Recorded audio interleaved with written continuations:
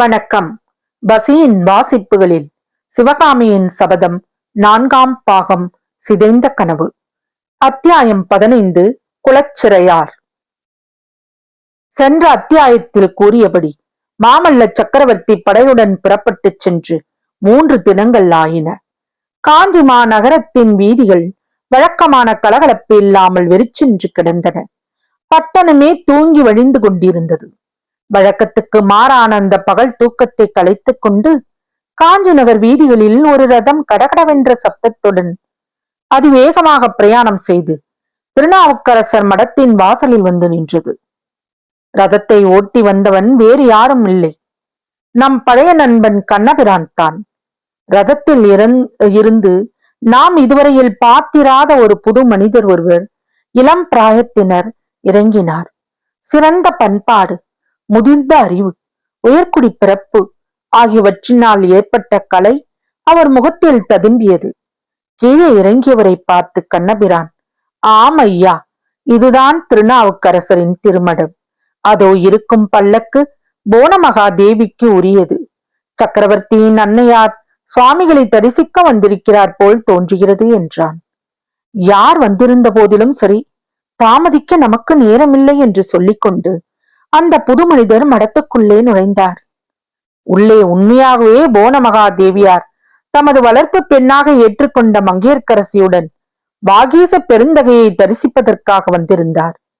சுவாமிகள் வடநாட்டில் தாம் தரிசனம் செய்து வந்த ஸ்தலங்களின் விசேஷங்களை பற்றி போனமகா தேவிக்கு சொல்லிக் கொண்டிருந்தார்.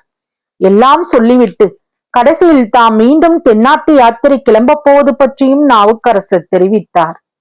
ஆம் தாயே, வடநாட்டில் எத்தனையோ ஸ்தலங்களை தரிசனம் செய்தேன். கைலங்கிரி வரையில் சென்றிருந்தேன்.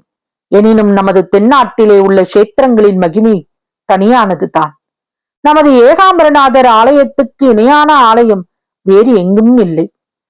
நமது திருத்தில்லை, திருவையாறு, திருவானைக்கா முதலிய கஷேத்திரங்களுக்கு இணையான கஷேத்திரமும் வேறு எங்கும் கிடையாது. மறுபடியும் தென்னாடு சென்று அந்த ஸ்தலங்களையெல்லாம் மீண்டும் தரிசித்துட்டு வர எண்ணி இருக்கிறேன். நாளைக்கு புறப்படப் போகிறேன். இப்படி அவர் சொல்லிக் கொண்டிருந்த போது மடத்தின் வாசலில் ரதத்தில் இருந்து இறங்கிய இளைஞர் உள்ளே வந்தார். பயபக்தியுடன் சுவாமிக்கும் போனமகா தேவிக்கும் வணக்கம் செலுத்தினார். நீ யாரப்பனே, எங்கு வந்தாய் என்று நாவுக்கரசர் கேட்ட குரலில் சிறிது அதிருப்தி தொனித்தது. அந்த குறிப்பை தெரிந்து கொண்ட இளைஞர் கைகூப்பி நின்ற வண்ணம், சுவாமி, மன்னிக்க வேண்டும்.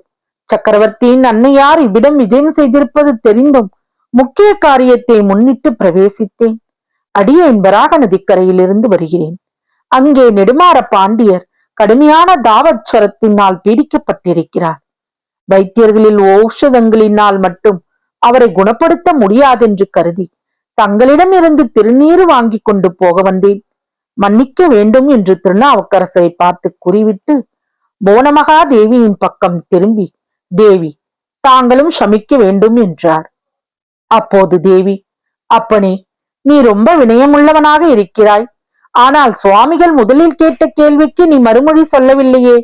நீ யார் என்று கேட்க பதற்றத்தினால் மறந்துவிட்டேன் தேவி.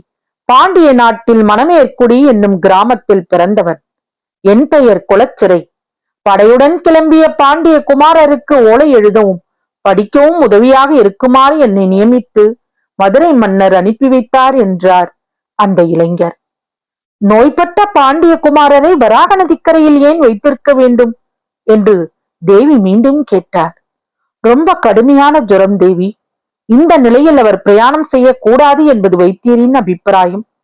கொஞ்சம் குணப்பட்டதும் இவ்விடத்துக்கு அழைத்து வந்து விடுகிறோம். அரண்மனைக்கு வந்து செய்து சொல்லிவிட்டு போக எண்ணினேன். நல்ல வேளையாக இங்கேயே தங்களை சந்தித்தேன். அப்படி இல்லை அப்பா, என்னிடம் சொன்னால் மட்டும் போதாது. அரண்மனைக்கு வந்து வானமா தேவியிடமும் நேரில் சொல்லிவிட்டு திரும்பி போ. பாவம், அவள் மிக கவலைப்பட்டு கொண்டிருக்கிறாள் என்று போனமகாதேவி சொல்லிக்கொண்டே எழுந்து, சுவாமி, போய் வருகிறேன், விடை கொடுங்கள் என்றார். போனமகாதேவியுடன் மங்கையர்க்கரசியும் எழுந்து சென்றாள். குலச்சிறை உள்ளே வந்தது முதல் அவனுடைய முகத்தை அடிக்கடி உற்று பார்த்து கொண்டிருந்தவள் இப்போது வெளியேறும் முன்னர் கடைசி முறையாக ஒரு தடவை பார்த்தாள். அப்போது குலச்சிறையும் அவளை பார்க்க நேர்ந்தது. இருவருடைய முகங்களிலும் கண்களிலும் ஏதோ ஒரு பழைய ஞாபகத்தின் அறிகுறி தோன்றலாயிற்று. பெண்ணரசிகள் இருவரும் போன பிறகு திருநாவுக்கரசர், அப்பனே, எல்லாம் எனையாளும் எம்பெருமான் செயல், அடியேனால் நடக்கக்கூடியது என்ன இருக்கின்றது என்றாலும் சிரித்து புறமெரித்த இறைவன் பெயரை உச்சரித்து இந்த திருநீற்றை கொடுக்கின்றேன், எடுத்துக்கொண்டு போய் இடுங்கள். அடியேனுக்கு நேர்ந்திருந்த கொடிய சூளை நோயை ஒரு கணத்தில் மாயமாய் மறையச் செய்த வைத்தியநாத பெருமான் இளம் பாண்டியரின் நோயையும் குணப்படுத்தட்டும் என்றார். நாவுக்கரசர் அளித்த விபூதியை பயபக்தியுடன் வாங்கி பத்திரப்படுத்தி கொண்ட குலச்சிறையார் மீண்டும், சுவாமி, அடியேனுக்கு இன்னொரு வரம் அருள வேண்டும் என்று பணிவுடன் கேட்டார். கேள் தம்பி, உன்னுடைய பக்தி வினயம் என் மனத்தை ரொம்பவும் கவர்கிறது என்றார் வாக்கீசர். தென்பாண்டிய நாட்டில் சமணர்களின் ஆதிக்கம் அதிகமாகி வருகிறது. சுவாமிகள் தங்கள் சிஷ்ய கோடிகளுடன் பாண்டிய நாட்டுக்கு விஜயம் செய்ய வேண்டும். விஜயம் செய்து மக்களை சமணர் வலையில் விழாமல் தடுத்தாட்கொள்ள வேண்டும். தமிழகத்தில் புராதான பாண்டிய வம்சத்தையும் சமண படுகொழியில் விழாமல் காப்பாற்ற வேண்டும்.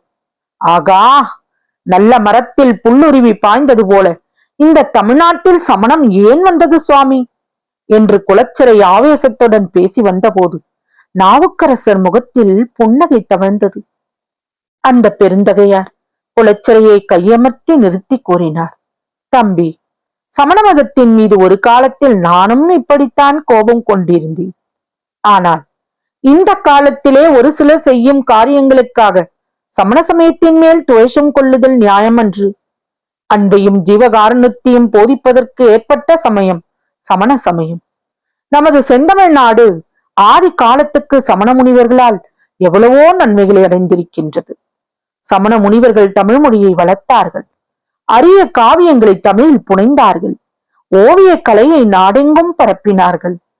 குலச்சிறை பொறுமை இழந்தவராய், போதும் சுவாமி, போதும், தங்களிடம் சமணர்களை பற்றிய புகழர்களை கேட்பேன் என்று நான் எதிர்பார்க்கவில்லை.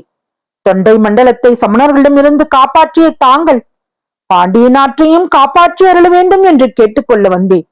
அவர்கள் செய்யும் அட்டூழியங்களை தாங்கள் பாண்டிய நாட்டுக்கு வந்து பாருங்கள் என்று பேசினார். நாவுக்கரசர் சற்று நேரம் கண்களை மூடிய வண்ணம் ஆலோசனையில் இருந்தார். பிறகு கண்களை திறந்து குலச்சிறையை பார்த்து கூறினார், மந்திர தந்திரங்களில் வல்லவர்களான சமணர்களுடன் போராடுவதற்கு சக்தியோ விருப்பமோ தற்போது என்னிடம் இல்லை. ஆனால் கேள் தம்பி, என்னுடைய அகக்காட்சியில் ஒரு அற்புதத்தை அடிக்கடி கண்டு வருகிறேன்.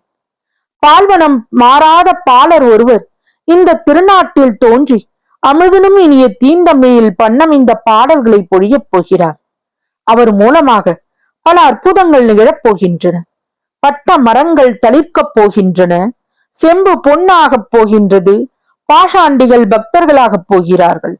அந்த இளம் பிள்ளையின் மூலமாகவே தென்பாண்டி நாட்டிலும் சமணர்களின் ஆதிக்கம் நீங்கும். சைவம் தழைக்கும். சிவனடியார்கள் பல்கி பெருகுவார்கள். இவ்விதம் திருநாவுக்கரசர் பெருமான் கூறி வந்தபோது குலச்சிறையார் மெய்மறந்து புலக அங்கிதம் அடைந்து நின்றார். காஞ்சி பல்லவ சக்கரவர்த்தியின் அரண்மனை மிக மிக விஸ்தாரமானது. அது 3 பெரிய பகுதிகளாக பிரிக்கப்பட்டிருந்தது. 3 பகுதிகளின் வெளிவாசலும் அரண்மனையின் முன்புறத்து நிலாமுற்றத்தில் வந்து சேர்ந்தன. 3 பகுதிகளுக்கும் பின்னால் விசாலமான அரண்மனை பூங்காவனம் இருந்தது. 3க்கும் நடுநாயகமான பகுதியில் மாமல்ல சக்கரவர்த்தி தம் பட்ட மகிஷி பானமாதேவியுடன் வசித்து வந்தார். வலப்புறத்து மாளிகையில் புவனமகாதேவியும் மகேந்திர பல்லவருடைய மற்ற 2 பத்தினிகளும் வசித்தார்கள். இடப்புறத்து மாளிகை அரண்மனைக்கு வரும் முக்கிய விருந்தாளிகளுக்காக ஏற்பட்டது. அந்த மாளிகையில் தற்சமயம் இலங்கை இளவரசர் தமது மனைவியுடன் வசித்து வந்தார். ஒவ்வொரு மாளிகையை ஒட்டிலும் அரண்மனை காரியஸ்தர்கள், காவலர்கள் முதலியோர் வசிப்பதற்கு தனித்தனி இடங்கள் அமைக்கப்பட்டிருந்தன. 3 மாளிகைகளையும் ஒன்றோடொன்று இணைக்க மச்சு பாதைகளும் தரைப்பாதைகளும் சுரங்கப்பாதைகளும் இருந்தன. சோழன் செம்பியன் மகளை புவனமகாதேவி தம் புதல்வியாக கருதி பாதுகாத்து வருவதாக வாக்களித்திருந்தார் என்று சொன்னோம் அல்லவா? அந்த வாக்கை அவர் பரிபூர்ணமாக நிறைவேற்றி வந்தார். அரண்மனையில் இருந்தாலும் வெளியே கோயில்கள் அல்லது மடங்களுக்கு சென்றாலும் மங்கையர்க்கரசியை சதா சர்வ காலமும் அவர் தம் பக்கத்திலேயே வைத்துக் கொண்டிருந்தார். சரித்திர பிரசித்தி பெற்ற மகேந்திர பல்லவரைப் போலவே அவருடைய பட்டமகிஷி புவனமகாதேவியும் சிவபக்தியில் சிறந்தவர். சக்கரவர்த்தி சிவபதம் அடைந்த பிறகு அவர் தமது காலத்தை பெரும்பாலும் சிவபூஜையிலும் சிவபுராணங்களின் படத்திலும் கழித்து வந்தார்.